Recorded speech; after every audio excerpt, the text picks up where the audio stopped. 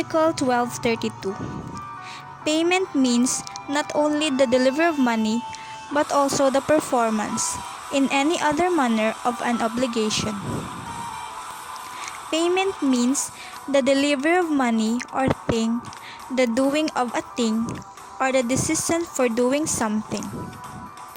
Performance means that the parties to the contract have done that which they agreed to do. The possibility of non-performance should be anticipated when drawing up contracts, terms, and conditions. So basically, dapat may dyan kita nga pre-existing obligations. Kay kung ra kita ti obligation, ra man kita ti baraydan. If there is no payment to speak of in the first place. This article manifested that the different ways of payment of an obligation is through delivery of money or performance of obligation in any manner. Payment may consist of not only in a delivery of money but also giving of a thing, the doing of an act, or not doing of an act. The first example is if D is obligated to give E a specific car, so may obligasyon si E nga magbayad kay D kang utang na sa sarakyan. The second example is if C is obligated to repair the computer of F, payment is made by performing the service.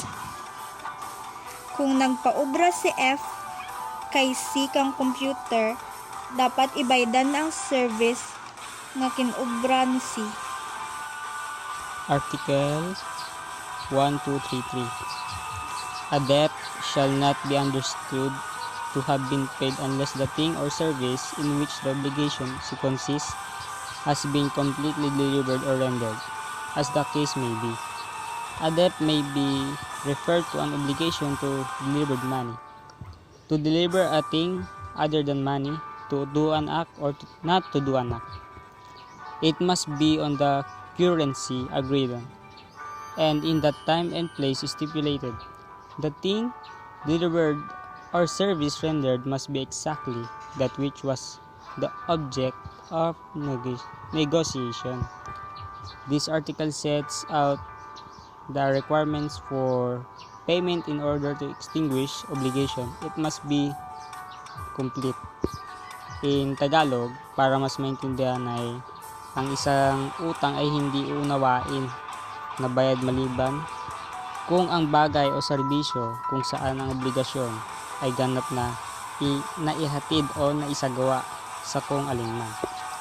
So, example, Morse promise to pay 135 pesos to Maggie for a taco-taco snack. Morse is only giving 35 to Maggie. Maggie can refuse to accept the 35 because the fulfillment is not complete. So, here in this example, Maggie may have refused Morse to pay her debt to Maggie in the amount of 135 pesos because Morse only paid that day was only 35 pesos, and because Maggie did not accept it for the reason that the money that Morse would pay him was not complete, and that was not what Maggie and Morse had agreed upon, since then Morse must have paid him in full. Article 1234. If the obligation has been substantially performed in a good faith, the obligor may recover as though there had been a strict and complete fulfillment, less damages suffered by the obligee. For example, Mary Jo obliged herself to deliver 150 boxes of peanut brittles to Jeline for a certain price. However, despite diligent efforts on his part, Mary Jo can only deliver 100 boxes because of shortage. So,